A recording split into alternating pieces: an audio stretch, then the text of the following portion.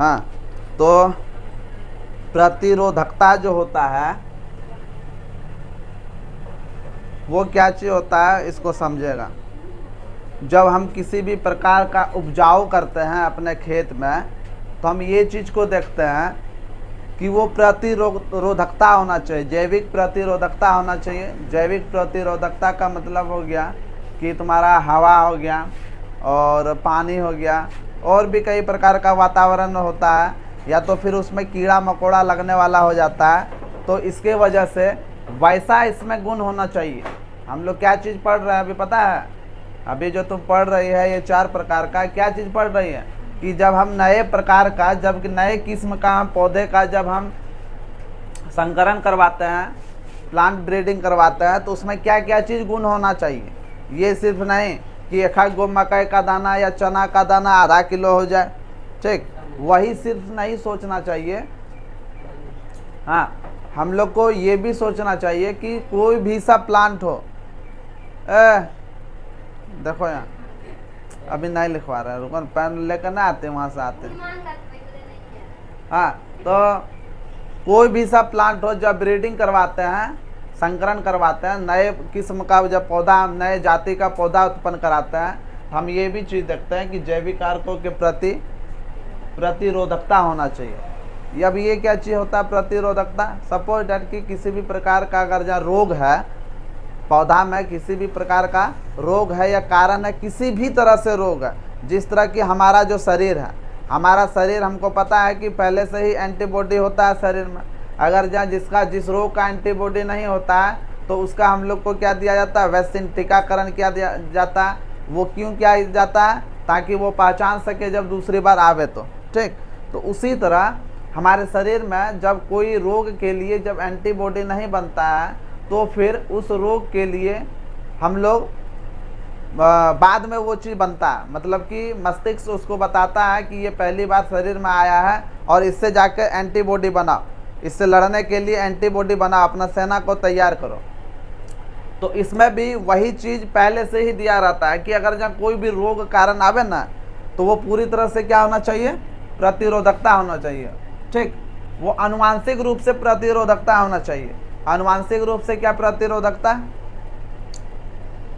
कोई भी चीज़ आनुवांशिक रूप से, जो भी कुछ भी चीज़, कोई भी चीज़ या कोई भी कारण आनुवांशिक रूप से होता है, तो वो पीढ़ी दर पीढ़ी, पीढ़ी दर पीढ़ी, पीढ़ी दर पीढ़ी चलते रहता है। जैसे कि मान के चलो कोई भी आनुवांशिक बीमारी है तो वो पीढ़ी दर पीढ़ी चलते रहेगा। तो इस प्लांट में वही चीज़ दिया गया है कि जब हम इस प्रकार का पौधा का निर्माण करेंगे, नए जाति का पौधा का निर्माण करेंगे, बनाएंगे, तो उसमें भी यही चीज़ होना चाहिए कि अगले बार जब पौधा उत्पन्न हो तो उसमें भी प्रतिरोधकता हो। मतलब कि उसमें जो भी कारण होता है, कारण समझ रहा है ना, मतलब कि या तो किसी कारण पौधा मर गया, कुल मिला के पौधा मर गया, या तो फिर अनाज उत्पन्न नहीं हो रहा। यही दो चीज़ को देखता है ना। हम लोग जितना भी दवाई देते हैं अनाज के लिए ही देते हैं कि अधिक से अधिक अनाज हो, कीड़ा मकोड़ा ना लगे। तो प्रतिरोधकता हर एक आनुवांशिक होता है। ऐसे में इसमें क्या होता है? आनुवांशिक होता है। आनुवांशिक होता है, जो कि कोई भी इस किस्म का या फिर इस जाति का कोई भी प्लांट होगा तो उसमें भी आनुवांशिक रूप से प्रतिरोधकता होगा। समझ में आया? इसमें भी इस प्रकार के पौधों में जो ऐसा गुण, मतलब कि एक पौधा होता है और इसमें पूरी तरह से यही गुण सिर्फ पाया जाता है, नहीं, ये भी गुण देता है। जब पौधा को नए जाति में खोज किया जाता है तो ये भी गुण उस सबके अंदर में देता है। तो कैसा गुण होता है? जो कि कोई भी बीमारी से, कारक से लड़ने के लिए सक्षम हो। और वो सक्षम एक बार नहीं, जब तक इस पौधा से नया पौधा बनेगा, दूसरा नया पौधा बनेगा, वो प्रतिरोधकता हर हमेशा काम करेगा, पीढ़ी दर पीढ़ी प्रतिरोधकता काम करेगा। क्या हुआ? हाँ, पीढ़ी दर पीढ़ी प्रतिरोधकता ये काम करेगा। तो लिखेंगे, इसके बारे में लिखेंगे।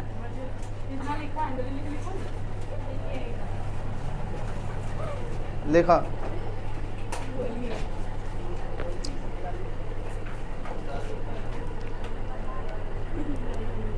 हर वर्ष अनेक प्रकार के कीट, हर वर्ष अनेक प्रकार के कीट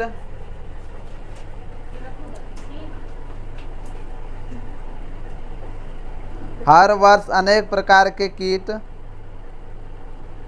कौमा, फसलों में रोग उत्पन्न कर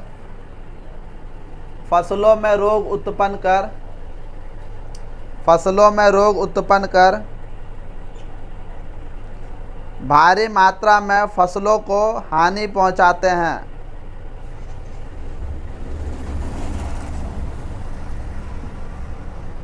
भारी मात्रा में फसलों को हानि पहुंचाते हैं। इस प्रकार के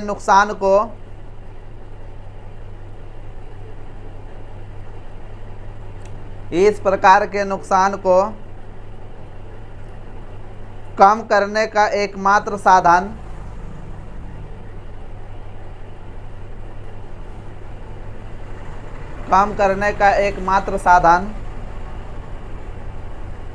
फसलों को आनुवांशिक रूप से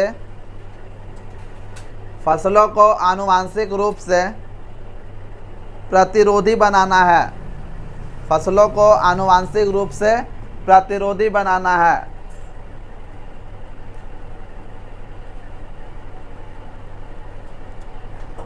जीन पूल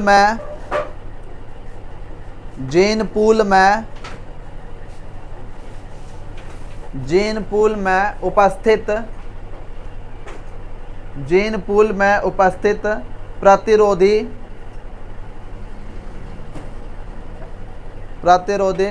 दाताजनकों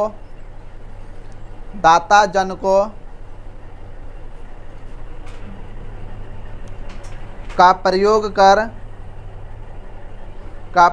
कर इस प्रकार की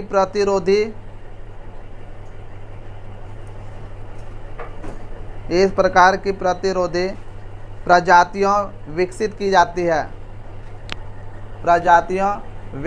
जाती है।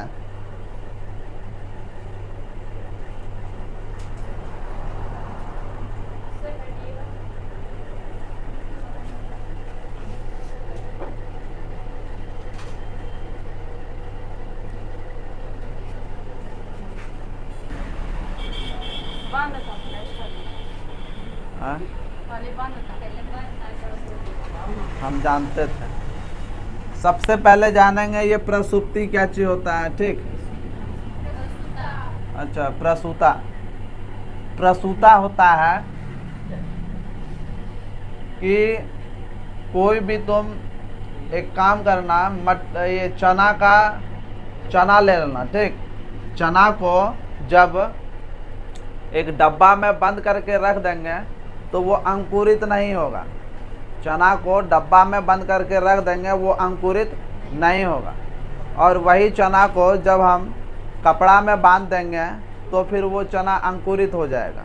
ठीक, तो इस प्रकार से होता क्या था, जैसे मूंग हो गया, चना हो गया, और भी अंकुरित वाला जो चीज़ होता था, तो उसमें प्रसूता जो होता था एब्सेंट होता था। लिखा है ना, प्रसूता एब्सेंट होता था, जिसके कारण वो चना अंकुरित हो जाता था। ठीक, तो यही चीज़ प्रसूता को अनुपस्थिति के कारण होता था ना, तो यही चीज़ उसमें हमेशा के लिए वो मतलब कि प्रेजेंट रहे, उपस्थित रहे, कि इसको हम कभी भी किसी भी समय ये ढल सकता है। आखिर मान के चलो ये डब्बा में था, आखिर क्यों नहीं अंकुरित हो रहा था? चना जो था डब्बा में क्यों नहीं अंकुरित हो रहा था? ठीक, जो भी हो, हवा नहीं जाता, जो जिसके कारण हो, तो उसमें अंकुरित इसलिए नहीं हो रहा था क्योंकि उसमें प्रसूता का एब्सेंटी था। अगर जहाँ उसमें प्रसूता उसमें अगर जहाँ डाल दिया जाएगा, मतलब कि ये जो हम बतला रहे तुमको, एक नए किस्म का जो पौधा होता है, जैसे नए प्रजाति का पौधा उत्पन्न होता है ना, धान का खेती क्या करता है?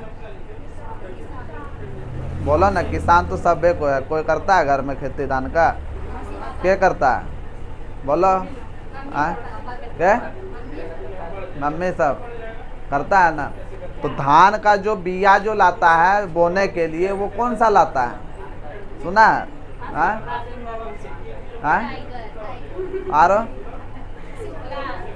टाइगर का नाम, ये टाइगर बोलते हैं, सोनालिका का नाम सुना है? सोनालिका जो है वो नए प्रजाति का, वो बनाया गया वो बीज है, सोनालिका वो बनाया गया वो बीज है, जो कि हम आगे देखेंगे। चलो, तो प्रसूता जो होता है वही अब्सेंट हो गया प्रसूता, जिसके कारण से वो अंकुरित हो जाता है। प्रसूता अगर जब प्रेजेंट होगा तो वो फिर तुम्हारा अंकुरित कहीं भी हो सकता है। प्रसूता अगर जहाँ रहेगा तो वो अंकुरित कहीं भी हो सकता है, मतलब कि उसको हम ये कुल मिलाकर ये चीज़ कहेंगे, हाँ, कि उसमें उस तरह उसको वातावरण नहीं मिल रहा था। चना को उस डब्बा में उस प्रकार का वातावरण नहीं मिल रहा था जिस तरह की बाहर में मिल रहा था। इसी कारण ना, चाहे हवा जाए उसके अंदर, चाहे कुछ भी जाए। हम तो अगर जब तुम ऐसा बात बोलती है कि सर उसमें हवा न जा रहा था, तो एक खाली गिलास लेते हैं और पूछते हैं कि इसमें क्या है, तो बोलते हैं कि इसमें हवा भरा हुआ है, ना बोलते हैं, तो उसमें भी होगा फिर हवा भरा हुआ, तो और भी कुछ कारण होगा जिसके कारण से वो अंकुरित नहीं हो पा रहा था। तो इससे क्या होता है पता है, अगर ऐसा स्थिति, सपोज डैट कि वो डब्बा एक प्रकार से पूरा पृथ्वी है या मेरा जमीन का टुकड़ा है, ठीक, और हम उसमें कोई भी चीज़ अगर जब बो देते हैं तो उस जो कारण से डब्बा में अंकुरित नहीं हुआ, हो सकता है कि मेरी ज़मीन में भी अंकुरित ना हो, उसमें कारण खोजा, और वो कारण खोजने के बाद फिर उसमें प्रसूता दिया गया। प्रसूता वैसे किस्म का उत्पादन बीज बनाया जो कि एक किसी भी मतलब कि जिस वातावरण के लिए बनाएगा वो उस वातावरण में ये होगा। अगर जब डब्बा के वातावरण में बनाएगा कि नहीं, ये डब्बा में ही ये अंकुरित होगा, तो वो डब्बा में हर हालत में अंकुरित होगा। समझ में आया? तो ये चीज़ था तुम्हारा प्रसूता। बाकी किताब में कॉपी में लिख लिया है, हाँ, वो किताबी जो लैंग्वेज होता है लिख लिया। इसके बाद फिर लिखेगा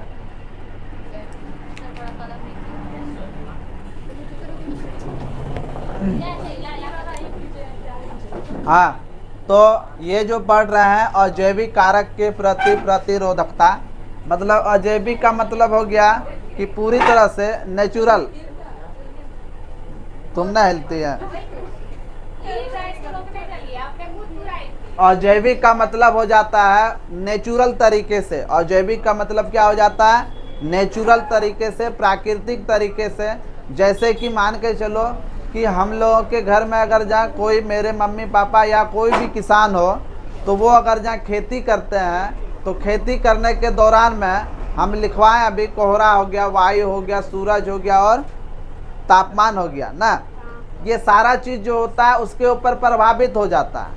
और ये चीज़ हम लोग जानते हैं कि पानी रहने के बावजूद भी किसान को पूरी तरह से पानी का ही अभाव है। हमारे पूरे विश्व में 3 भाग पानी है, तो उसमें से भी हमको पानी का ज़रूरत है, बहुत ज़्यादा ही ज़रूरत है पानी का। लगभग पिछले 3 साल में हम देखे थे, 3 साल में मेरे घर में कुआं है, कुआं रहने के बावजूद भी मेरे कुआं में पानी पीने के लिए नहीं था। मतलब पानी पीने के लिए बहुत ही हम लोग लालायित हो गए थे, इतना पानी पूरी तरह से शॉर्टेज हो गया था हम लोग के गाँव में।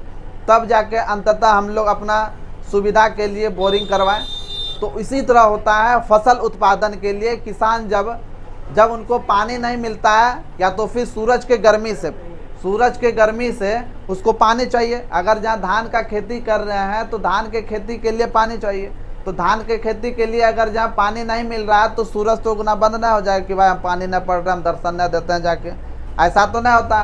दूसरी बात कि कोहरा भी तो ऐसा, कोहरा के वजह से भी हो जाता है, होता है ना। अब किसी कोई पौधा है छोटा, मासूम पौधा, मासूम का मतलब वो ना, मतलब कि कमज़ोर हुआ, हाँ, उसके ऊपर अगर जहाँ मान के चलो कि कोहरा अगर जहाँ आ जाता है, कोहरा क्या होता है? कुआसा, ड्रॉप होता है, ड्रॉपलेट होता है, वो अगर जहाँ उस पर गिर जाएगा, सुनेगा राजकुमार, हाँ, तो वो पौधा पर गिर जाएगा तो पौधा वो नीचे ज़मीन में गिर जाएगा, जिसके वजह से वो पूरी तरह से विकसित नहीं हो पाएगा। कोहरा, हवा, तो हवा के कारण भी वैसा हो सकता है। बड़ा पौधा होगा तो हवा के झोंका से भी वो गिर जाएगा, जितना छोटा पौधा रहेगा कतनो हवा का झोंका आ जाए वो उससे अंतर फर्क पड़ने वाला नहीं है।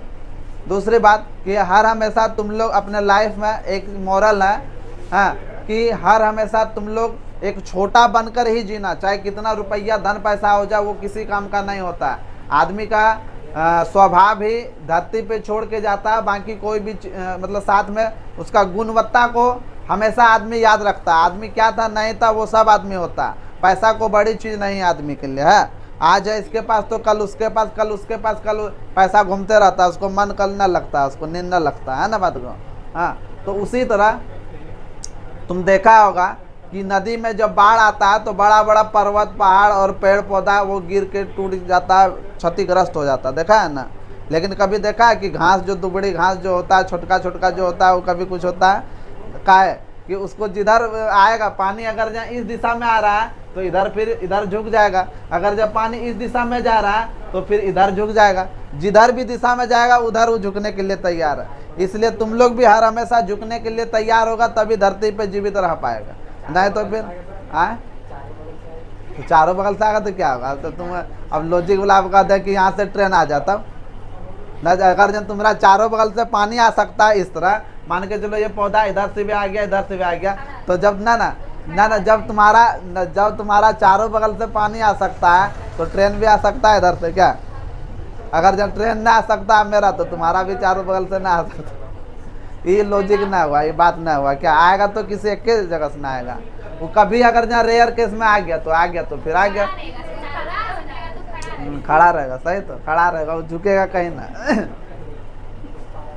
हाँ, अगर जहाँ नहीं झुकेगा तो देखो कि देखो चौखट में पार हो, नहीं झुकना, देखना मुड़िंग किरिंग का चोट लगता है, तो उसी तरह लाइफ में भी चोट लगता है, समझा कि ना।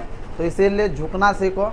कोई भी अगर जब 2 को बात बोल दिया ना, उसको बोलो कि वो 3-4 को बोलेगा, बोलो हम सुने, मजाक ना, सीरियसली बोल रहे हैं। हालांकि तुम लोग ये सब चीज़ होगा ना, हालांकि हम बोलते हैं ऐसा तो नहीं है, लेकिन हम भी उसको रिप्लाई देते नहीं हैं, ठीक। तुम लोग महान आदमी है ना, इंदिरा गांधी है तुम लोग, हाँ महान आदमी है।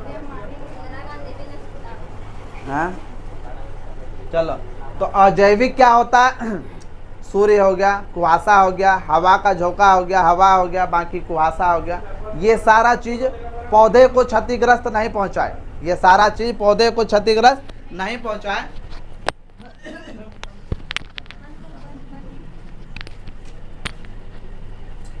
पौधे को क्षतिग्रस्त नहीं पहुंचाए, इसके कारण से पौधा में वैसा गुण डाला जाता है जिसके कारण हवा भी आए कोई दिक्कत नहीं होगा, तापमान भी आएगा कोई दिक्कत नहीं होगा, चाहे किसी भी प्रकार का तापमान हो, हाँ चाहे कुहासा है तो किसी भी प्रकार का क्षतिग्रस्त उस पौधा में नहीं होगा, क्योंकि वैसा गुण उसमें डाला जाता, वैसा किस्म वाला, ठीक। तो हाँ, हम लोग अभी ये अच्छा एक चीज़ बतला, हम लोग जब से पढ़ रहे हैं, जो भी पढ़ रहे हैं, बायोलॉजी जैसे हम लोग पढ़ रहे हैं, या तुम लोग केमिस्ट्री मैथ वगैरह जो भी पढ़ रहा है, तो हम ये चीज़ पूछना चाहते हैं कि मैथ का तो बात छोड़ो, मैथ तो हिसाब बही में आ जाता है, लेकिन हम लोग के लाइफ से रिलेटेड जितना भी बायोलॉजी था, हम लोग सोचते थे कि ये वाला चीज़ कैसे होता होगा, वो कैसे होता होगा। हम कभी एक बार कोरोना का भी फोटो बना के दिखलाए थे, बनाए थे ना, किस तरह होता था। तो हम लोग ऐसे तो देखे तो नहीं है, तो माइक्रोस्कोप अब कहाँ खोजेंगे, बड़ा लैब में होता है, हम उसको देखे तो उसका स्ट्रक्चर कैसा होता है, उसका बाहरी आवरण कैसा होता है, काम किस तरह करता है। हम लोग दवाई वैक्सीन जो लिए वो किस तरह काम करता है, हम लोगों के शरीर में वैक्सीन में क्या चीज़ मिला हुआ होता है, हम लोग को बहुत कुछ जानने को मिला ना, और भी जानने को मिलेगा। हम लोग जो कोई भी चीज़ का जो मटर हो गया, अभी हम देखेंगे मटर हो गया, तो वो पता है कि हम लोग के पास, हम लोग के भारत देश में वैसा बहुत सारा चीज़ है जो कि हमारे देश का नहीं है, वो प्रजाति हमारे देश का वो चीज़ नहीं है, वो कोई विदेश से लाया गया है, ठीक। हाँ, कोई विदेश से लाया गया, विदेश से प्रजाति को उठा के लेते आया और वहाँ पे अपने इंडिया में उपजाऊ करने लगा, खेती करने लगा, समझा कि ना। हाँ, चूँकि वहाँ का जो किस्म जो होता था, वैरायटी जो होता था पौधा का, वो बहुत ही अच्छा होता था, वहाँ से उठा कर यहाँ लेते आया, ठीक। वो भी हम पढ़ेंगे। तो ऐसा था, समझ में आया। कुल मिलाकर जो भी चीज़ पौधा को प्रभावित करता है, वैसा किस्म इसमें डाला जाता है, या तो वैसा गुण इसमें डाला जाता है, क्योंकि वो कोई भी इन्वायरमेंट को सह सके, चाहे किसी भी प्रकार का हवा का झोंका, कुहासा, कोई भी चीज़ है तो वो उसको सह सके, क्षतिग्रस्त नहीं पहुँचे, समझ में आया। और ये नहीं कि एक बार पौधा का निर्माण किए, मतलब होता है ना कि ये वाला बीज बनाया, अब कि अगले बार फिर से वही चीज़ नहीं, अनुवांशिक रूप से इसमें डाला जाता है। इसमें क्या डाला जाता है? अनुवांशिक रूप से। अगर जहाँ कोई भी पौधा है, इसमें हम लोग वो क्या कहते हैं, ये ज़मीन में बो दिए, खेत में बो दिए, अब वही वाला बीज को हम अगले के लिए डालेंगे, तो ये चीज़ नहीं कि उसमें सब चीज़ के लिए प्रतिरोधकता था, हवा के लिए, तापमान के लिए, जो भी चीज़ था वो सब के लिए था। अब इसका बीज डालेंगे तो इसमें नहीं होगा, इसमें भी होगा। अब इसका बीज फिर आएगा, फिर अगला फिर बोएंगे तो इसमें भी होगा। मतलब जितना बार इसका बीज को हम बोएंगे, वो सब गुण जो पहले जो पाया जा रहा था, वो सब गुण अगले बार पीढ़ी दर पीढ़ी मिलते जाएगा। ऐसा उसमें डाला जाता है। समझ में आया बात को? ये ना कि एक के बाद डाला वो ख़त्म हो गया, ऐसा नहीं। तो एक के बाद डालेगा तो फिर हर एक बार पौधा का नए प्रजाति का खोज करना पड़ेगा, उसको बनाना पड़ेगा। ठीक तो हाँ, तो ये चीज़ था, इसको हम लोग मिटा देते हैं। क्या समझ में आया क्या चीज़ होता है? चलो,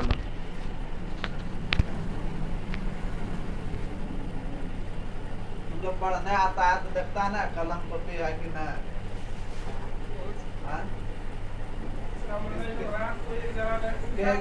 कलम लिया, उगाने में सक्षम है, लिख लिया। चलो अब देखेगा यहाँ पर, देखो नाम से ही पता चलता है नई ऋतुओं के लिए तैयार किस्म। मतलब कि नाम तो सुना होगा, किस्म शब्द तो सुना होगा। ये किस्म का पसंद है क्या? ये तुम दांत खोदती है। हाँ, तो किस्म तो सुना होगा ना, हमको ई किस्म का हमको पसंद है, ई किस्म पसंद है, ऐसा किस्म का। बहुत तरह का किस्म वर्ड का हम लोग प्रयोग करते हैं अपने। तो तुम लोग को एक हम दे रहे हैं वो मतलब कि कुछ जानकारी के लिए तुम पूछ के आना। ठीक तो ऐसे तो हम बतलाएंगे ही, तुम लोग को भी पता चल जाएगा।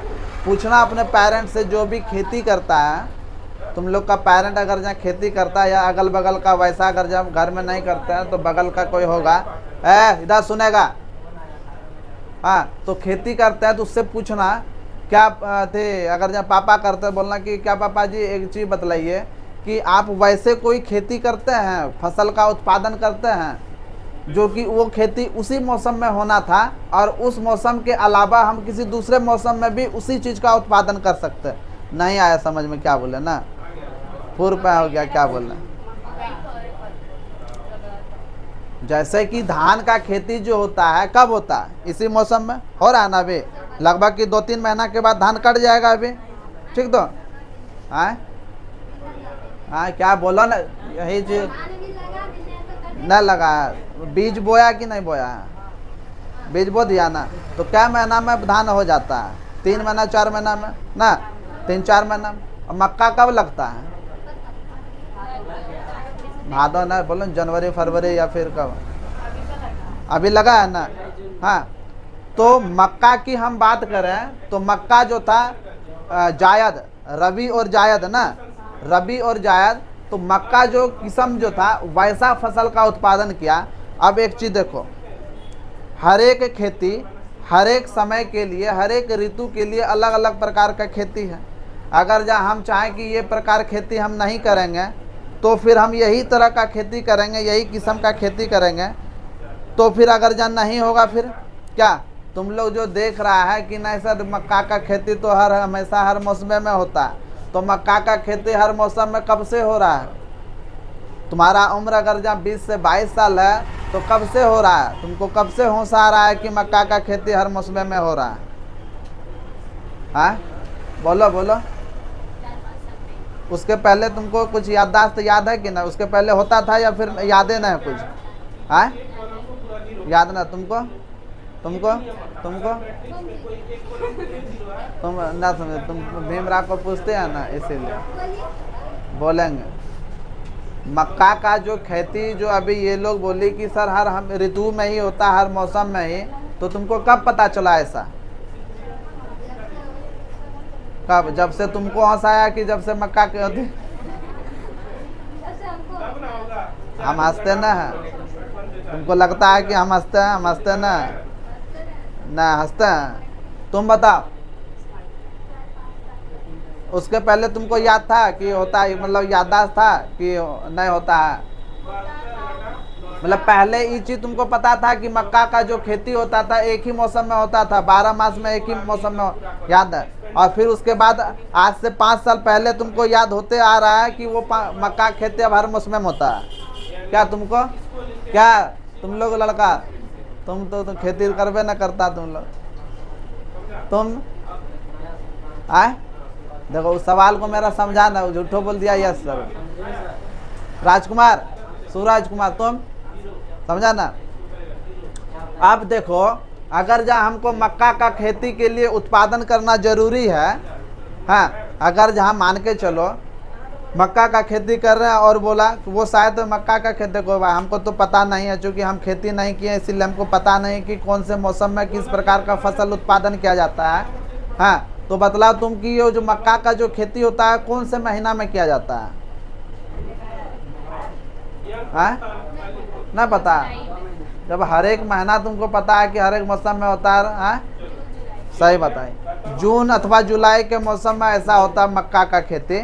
लेकिन अब ऐसा फसल मतलब कि किस्म का बीज तैयार किया गया है साइंटिस्ट के द्वारा, जो कि वो बोला तुम्हारा मकई का जो बीज है वो हर मौसम में उत्पादन होगा, चाहे ठंडा रहे, चाहे गर्म रहे, चाहे जुलाई अगस्त अक्टूबर में। और जो मक्का का होता है अब ये नहीं कि हर हमेशा वो नहीं होगा, एक तो जुलाई अगस्त में होता ही है मौसम के अनुसार, दूसरा होता है तुम्हारा सितंबर अक्टूबर के महीने में। ठीक, जायद और रबी उसी को कहते हैं, उस मौसम में जो उगता है उसको जायद और रबी कहते हैं। तो उस मौसम जो अगस्त, ये क्या कहते हैं तुम्हारा अगस्त सितंबर में अक्टूबर में जो फसल जो उत्पादन होता है, ठीक, वही दोनों एक के कहलाता है, जायद व रबी। हाँ, अच्छा क्या बोले, जायद, अच्छा, हाँ हाँ खरीफ, अच्छा वो मौसम के अनुसार होता है ना, हमको पता ना, हम बोले खेती के बारे में नहीं किया इसके लिए, अब 8 का तो हमको याद नहीं। ना ना हम पढ़े ना, सही बात होता है, 8 में हम नहीं पढ़े। हाँ तो 10th में है तो उतना हाँ याद ना होगा। हाँ हमको याद है कि जो कैटेगरीज जो होता है वो बटा हुआ है, सालों 12 महीना का कैटेगरीज बटा हुआ है कि इसमें यही फसल का उत्पादन होगा। लेकिन अब हर एक बार ये तुम्हारा जो मकई हो गया, चाहे किसी भी प्रकार का अनाज का उपजाऊ करो तुम लोग, लेकिन पता है हम वास्तविक बतला रहे हैं, ऐसे तुम लोग जो भी कुछ बोलो हमको उससे प्रभाव नहीं पड़ेगा। हमको आज तक ये कन्फ्यूजन में ही हम रहे, पढ़े थे ये वाला, पढ़ने की कोशिश किए तो समझने की कोशिश किए, लेकिन तब से लेकर आज तक कन्फ्यूजन में ही है हमें, खरीफ रबी और जायद ये। अच्छा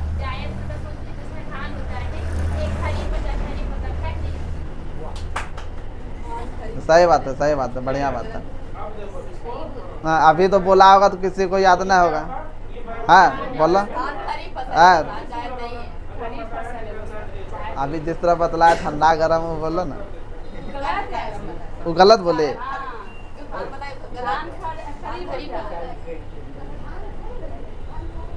चलो अच्छा ठीक है, अच्छा ठीक है कोई बात नहीं, इधर सुनेगा।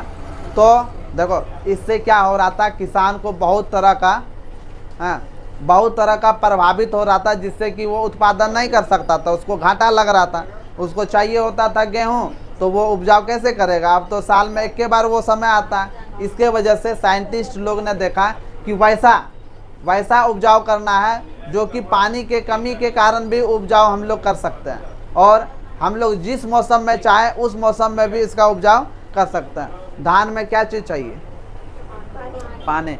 अगर जब पानी वाला मौसम में उपजाऊ नहीं करेंगे, गर्मी के मौसम में करेंगे, पानी उसमें पटवन के अनुसार उसमें देंगे, उसी के माध्यम से पटाएंगे, तो फिर क्या हो सकता है, या धान नहीं हो सकता, हो सकता है। उसी तरह है, तो वैसा माहौल वातावरण वाला पौधा बीज को तैयार करता है। ठीक, तो हाँ, और पूछना, हाँ पापा से पूछना जो खेती करते हैं घर में, पापा से पूछना कि वैसा धान का नाम बतलाइए आप, ठीक, जो कि नए प्रजाति का आप यूज करते हैं, समझ। हाँ और सोनालिका के अलावा और ढेर कुछ है। हाँ अच्छा चलो, हाँ सोनाली, हाँ ठीक, और दूसरा, चलो ठीक है कोई बात नहीं, पूछना मटर, समझा ना, हालांकि बता तो नहीं पाएंगे वो। हाँ मटर ये लोग होता है ना, हाँ हालांकि बतला तो नहीं पाएंगे, लेकिन पूछने का कोशिश करना, देखना कि कुछ बतला देते हैं। पूछना पापा से कि मटर का जो खेती होता है ये टाइप का, हम बतलाएंगे ये टाइप का, ये किस्म का मटर, कि ये कहाँ का प्रजाति है, नहीं बता पाएंगे। वो जहाँ से लाते हैं वहीं तक बता पाएंगे कि ये वाला वहाँ उसके दुकान में मिलता है ना, उसके ज़्यादा नहीं बतला पाएंगे। हालांकि पूछना, अगर जहाँ नहीं बतला पाएंगे तो तुम बता देना उसको कि ये यहाँ का प्रजाति है। समझ में आया? हाँ क्या चीज, क्या लिखा रहता है? हाँ ना ये लाया कहाँ से गया? वो भी लिखा हुआ होगा। हाँ तो ठीक है, एक बार हमको भेजना तो हमको ग्रुप में देखेंगे, हम तो देखे ना है।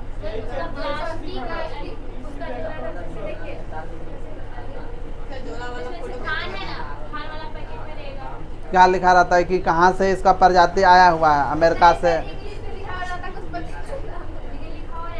चलो ठीक है, हमको एक बार दिखाना, हमको दिखाना एक बार, हम देखना चाहते हैं। ठीक, वृद्धि एवं स्वभाव में परिवर्तन। देखो हम जितना प्रकार अभी 8 प्रकार का जो हम ये बतला रहे थे, ये जब नए किस्म का पौधा में उत्पादन जब किया जाता है तो इस तरह का गुण उसके अंदर डाला जाता है।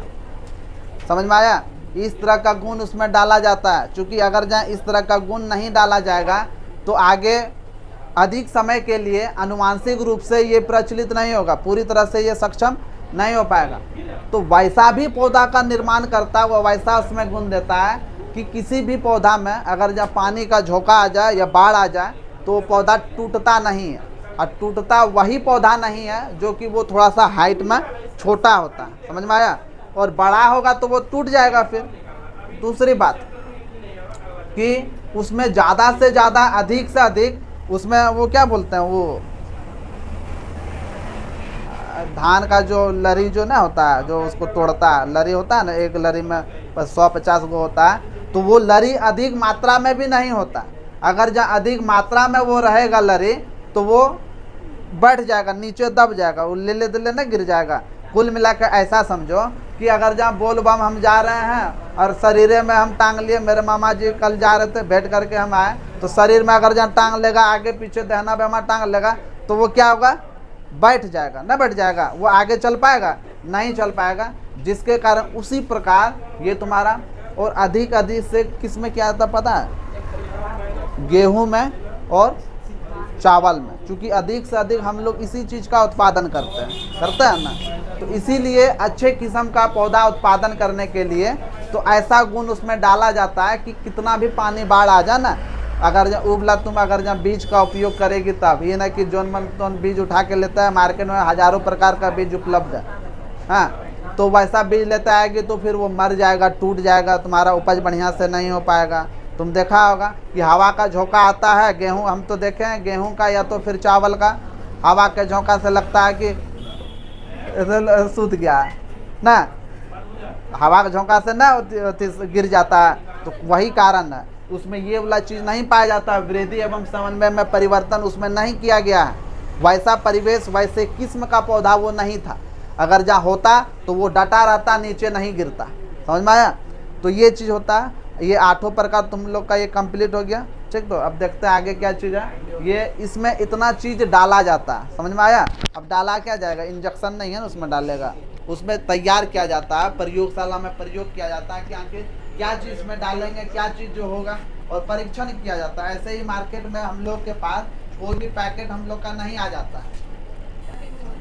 हाँ, तो पौधा में हम लोग देखे थे, कौन सा चैप्टर था जो कि पौधा के बारे में जो पढ़ रहे थे? दूसरा, पादप प्रजनन। उसमें देखे थे रिप्रोडक्शन इन प्लांट्स।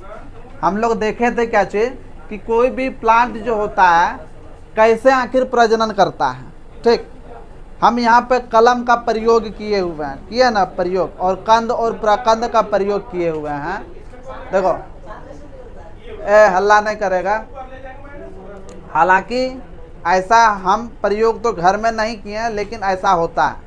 हाँ, बस ये चीज़ किए हैं एक बार कि गुलाब का जो टहनी जो था उसको हम लोग तोड़ के, उसमें पत्ता भी होना चाहिए, तोड़ के जब ज़मीन में रोप दिए तो वो भी उग गया था।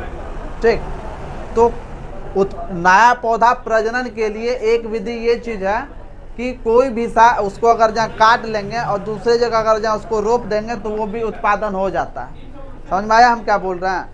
तो उसी तरह हम देखें कि जो उगने वाला था गुलाब का पौधा या किसी भी किस्म का पौधा, तो वो पौधा हम अपने घर में लगाए तो उग गया। जब ऐसा हो सकता है तो बड़े बड़े हम लोग बड़े डिस्टेंस के लेवल पे कोई भी पौधा वहाँ से लाकर यहाँ पर काहे ना उगा सकते हैं। दूसरी बात कि कोई भी जो पौधा होता है हमारे देश में, बाकी अलग देशों में, वो अलग अलग मौसम के अनुसार उसको उगाया जाता है। हाँ, उगाया जाता है।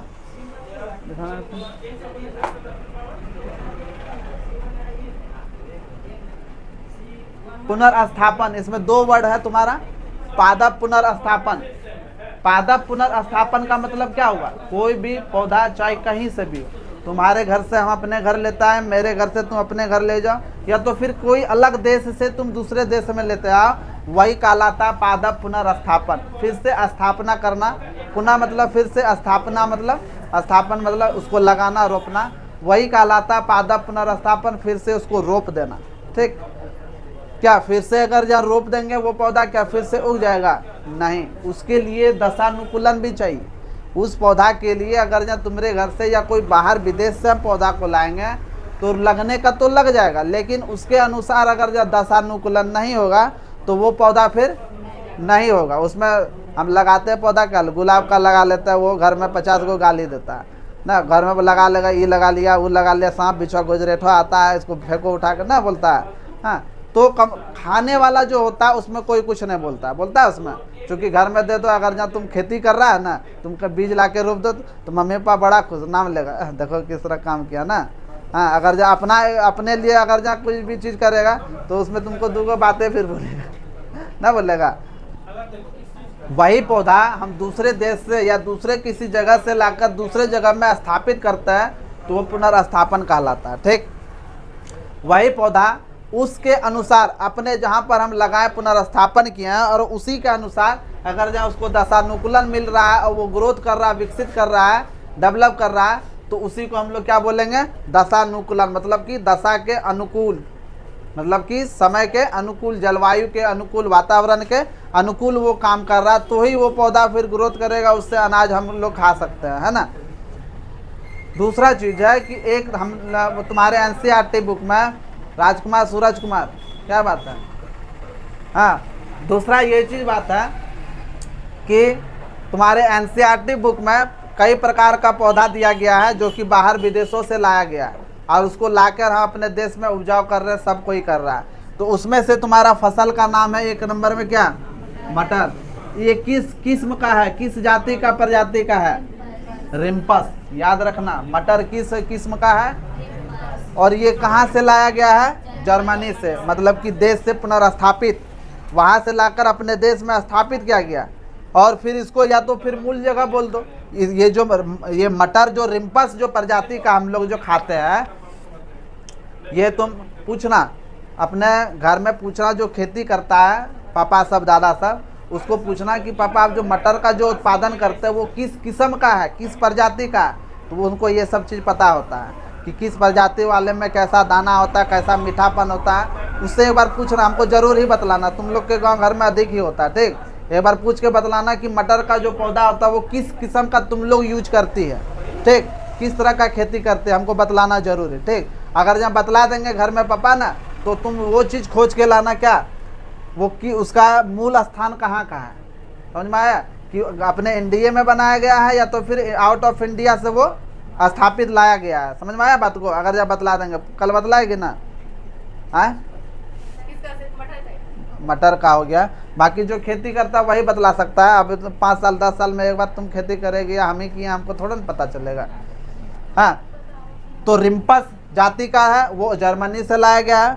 दूसरा हो गया तुम्हारा टमाटर, ये सीऑक्स जाति का है जो कि संयुक्त राज्य अमेरिका से लाया गया, अपने देश में इसको उगाया जाता है, ठीक। तीसरा है तुम्हारा चावल, चावल है तुम्हारा IR8 जो कि ये फिलीपींस से लाया गया है। ये तीनों देश का नाम है, मूल स्थान यहीं से लाया गया है। इसका अधिक से अधिक प्रजाति को उत्पन्न करके इसका बीज निकाल के मार्केट में बेचा जाता है उसको, समझ में। अब ये ना कि गए वहाँ पर फिलीपींस गए, अमेरिका गए, जर्मनी गए, वहाँ से चुरा लिए एक मुट्ठी धान और चल, वैसा ना, मतलब वहाँ का जो होता है, मतलब एक लीगली तरीके से वहाँ से लाया जाता है कि वो जो भी फॉर्मेलिटीज होता है कि सर हमको ये प्रजाति चाहिए, इसका किस्म चाहिए, हमको आप बीज इसका दीजिए, ठीक।